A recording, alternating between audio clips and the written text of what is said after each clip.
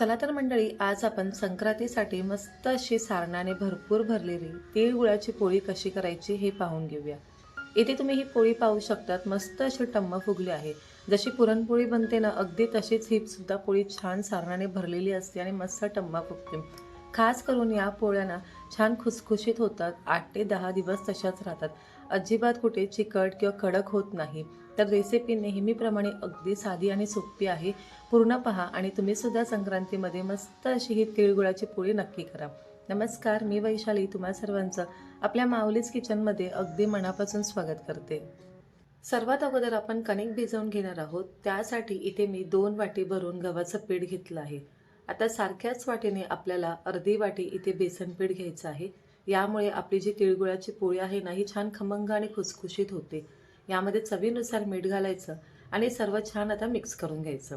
आता यामध्ये आपण ना तुपाचं कडकडीत असं मोहन घालणार आहोत.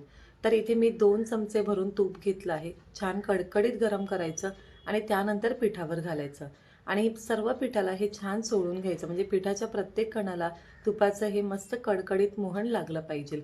तूप घातल्यामुळे आपली जी पोळी आहे ना, ती मस्त अशी खुसखुशीत होते. तुपामुळे आपल्या पोळीला तर खुसखुशीतपणा येतो आणि आपण जे बेसन पीठ घातलं आहे ना, त्यामुळे मस्त अशी खमंग लागते. आता अगदी थोडंसं पाणी घालायचं आणि हे कणिक ना थोडं घट्टसरच तुम्हाला मळून घ्यायचं आहे. आपण हे जे पीठ आहे ना, हे 20 ते 25 मिनिटं मुरण्यासाठी बाजूला ठेवणार आहोत. त्यामुळे सुरुवातीलाच खूप जास्त पाणी अजिबात घालायचं नाही. अगदी थोडं घालायचं. तर इथे पाहू शकतात कणिक छान असं मळून झालं आहे. अगदी मस्त घट्टसरच मी मळलंय, कारण की इथे मी आता 20-25 मिनिटं हे झाकून बाजूला ठेवणार आहे. तर इथे आपलं कणिक भिजेपर्यंत आपण जे तिळगुळाचं सारण आहे ते करून घेऊया. तर ज्या वाटीने मी गव्हाचं पीठ बेसन पीठ घेतलं होतं, त्याच वाटीने मी 1 वाटी हे गावरान तीळ घेतले आहे. आता जर तुम्हाला गावरान तीळ नाही मिळाले तर तुम्ही जे पॉलिश तीळ असतात अगदी पांढरे, ते घेतलेत तरी सुद्धा चालेल. पण गावरान तीळ आहे ना, याला खूप छान चव लागते. आता मंद आचेवर आपल्याला हे तीळ मस्त 4 ते 5 मिनिटासाठी खमंग असे भाजून घ्यायचे आहेत. तिळाचा रंग हलकासा बदलतो आणि छान तडतड उडायला लागले म्हणजे तीळ समजायचं मस्त असे भाजले आहेत. खूप भाजू नका, नाही तर त्याची चव कडवट लागते. आता सारख्याच वाटीने इथे मी अर्धी वाटी डेसिकेटेड कोकोनट घेतलं आहे.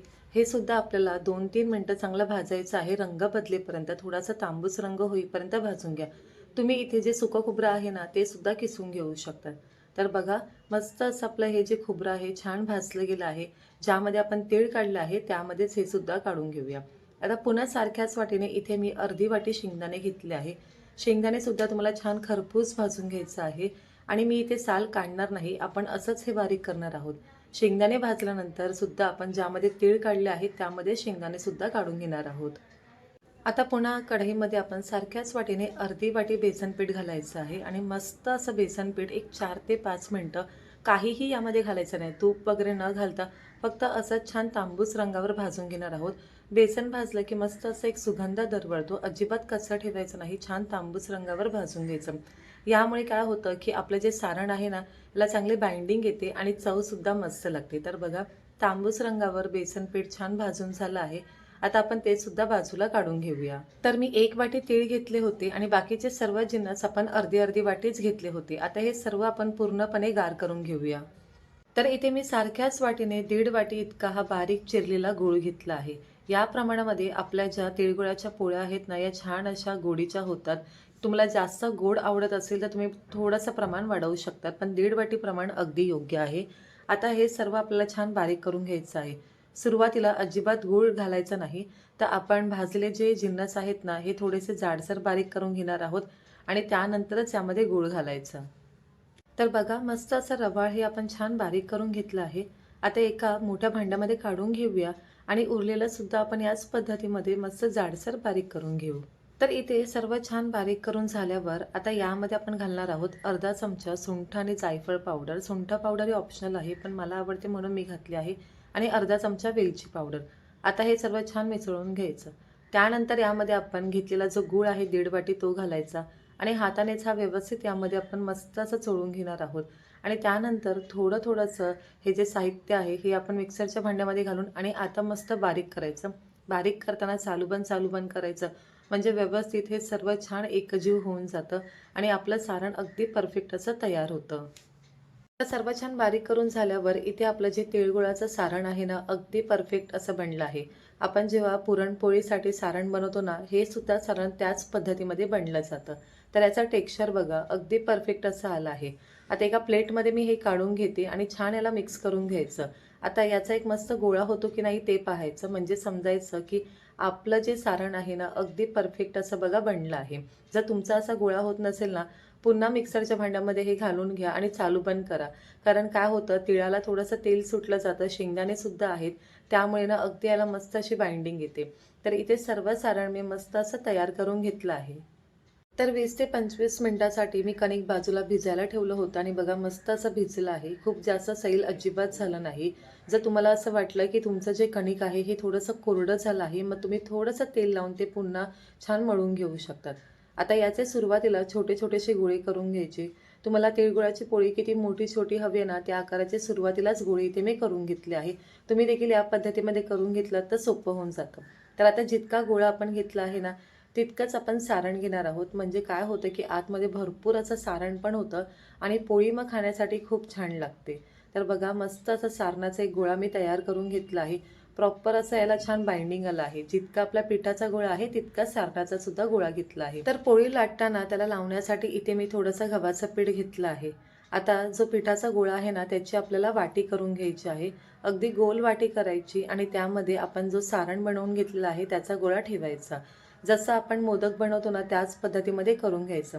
तर आपण पुरणपोळी करताना जी पद्धत वापरतो ना, अगदी तशीच पद्धत वापरायची. तुम्हाला जर या पद्धतीमध्ये जमत नसेल, तर जो पिठाचा गोळा आहे ना, हा थोडासा पुरीसारखा लाटून घ्या. त्यामध्ये सारण ठेवा आणि सर्व कडा एकत्र करून बंद करून टाका. अगदी सोप्या पद्धती आहेत. तर बघा इथे मस्त असं मी यामध्ये सारण भरून छान आता हे बंद करून घेतलं आहे. तोंड व्यवस्थित बंद करायचं, म्हणजे आतमधलं सारण ना अजिबात बाहेर येत नाही. आता लगेच लाटायचं नाही, तर हाताने ना अशा प्रकारे हे छान दाबून घ्यायचं. म्हणजे काय होतं की सारण आहे ना, ते अगदी कडेपर्यंत व्यवस्थित पसरलं जातं.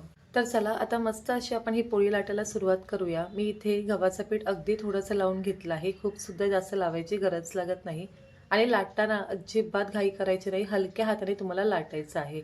तर इथे आपण जी कणिक छान भिजवून घेतली होती, त्यामुळे बघू शकतात की कुठेही बाजूला याला आपल्या पोळीला तडा गेला नाहीये किंवा कुठेही चिरा जात नाहीये. आपण जे सारण बनवलं होतं ना, ते सुद्धा मस्त असं परफेक्ट बनलं होतं. त्यामुळे ते सुद्धा बाहेर येत नाहीये आणि कुठेहीच आपलं सारण याला ओलसरपणा आला नव्हता. त्यामुळे ही जी पोळी आहे ना, अगदी सहज लाटली जात आहे. तर इथे मस्त अशी आपली पोळी बघा लाटली जात आहे आणि शक्यतो या पोळ्या ना थोड्याशा पातळ लाटायच्या, जाड ठेवायच्या नाही, म्हणजे त्या छान खुसखुशीत होतात. तर इथे तुम्ही पाहू शकता की पोळीच्या अगदी पूर्ण कडेपर्यंत हे सारण मस्त असं पसरलं आहे. तर भरपूर अशी सारणाने भरलेली आपली तिळाची पोळी मस्त लाटून झाली आहे आणि बघा अगदी पातळच लाटली आहे. याच्या कडासुद्धा बघा मस्त पातळच आहे, खूप जाडसुद्धा लाटायची नाही. आता इथे मी तवा गरम करून घेतला आहे. सुरुवातीला अगदी थोडंसं यामध्ये तेल लावलं आहे आणि मी इथे तूप घेतलं आहे जे पोळीला लावण्यासाठी. आता तुम्हाला मंद ते मध्यम आचेवर पोळी छान भाजून घ्यायची आहे. भाजताना अजिबात घाई करायची नाही. सर्व बाजूंनी पोळी मस्त एकसारखी ही भाजली गेली पाहिजे. तर बघा अजिबात कुठे तव्याला चिकटली सुद्धा गेली नाही आणि छान मस्त फुगत आहे. तर अशी पोळी चांगली भाजून घेतली ना की मस्त 8 ते 10 दिवस राहते आणि तूप सर्वात शेवटी याला आपण लावून घेणार आहोत. तर इथे बघा आपली पोळी मस्त अशी छान टम्म फुगली आहे आणि सर्व बाजूने छान भाजून सुद्धा घेतली आहे. पोळी फुगल्यानंतर काय होतं की त्याच्या कडा आहेत ना, त्या कच्च्या अजिबात न राहाव्या म्हणून छान दाबून अशा भाजायच्या. आता मी दोन्ही बाजूने याला तूप लावून घेत आहे. तर मस्त अशी ती आपली खमंग आणि छान भाजलेली तिळगुळाची पोळी तयार आहे. याच पद्धतीमध्ये सर्व पोळ्या आपण करून घेऊ. तर इथे सर्व आपल्या तिळगुळाच्या पोळ्या मस्त अशा मी भाजून घेतल्या आहे. तुम्ही याचा रंगसुद्धा बघा, मस्त याला रंगसुद्धा आला आहे बेसन पिठामुळे आणि अगदी खमंग आणि खुसखुशीत बनले आहे. यामधली एक पोळी तुम्हाला मी मोडून दाखवते. तर बघा मस्त अशी खुसखुशीत झाली आहे आणि यामध्ये सारणसुद्धा बघा अगदी आतपर्यंत यामध्ये भरपूर सारण आहे. तर ही पद्धत तुम्हाला कशी वाटली मला कमेंटमध्ये नक्की कळवा आणि तुम्ही सुद्धा मस्त अशा सारणाने भरलेल्या तिळगुळाच्या पोळ्या करून पहा. पुन्हा भेटूया अशा छानशा आणि नवीन रेसिपीसोबत. तोपर्यंत स्वादिष्ट खा आणि आस्वाद मिळवा. चॅनलला सबस्क्राईब केलं नसेल तर नक्की करा आणि बाजूच्या बेल आयकॉनला सुद्धा क्लिक करा, जेणेकरून माझ्या व्हिडिओचे नोटिफिकेशन तुम्हाला सर्वात अगोदर भेटतील. धन्यवाद.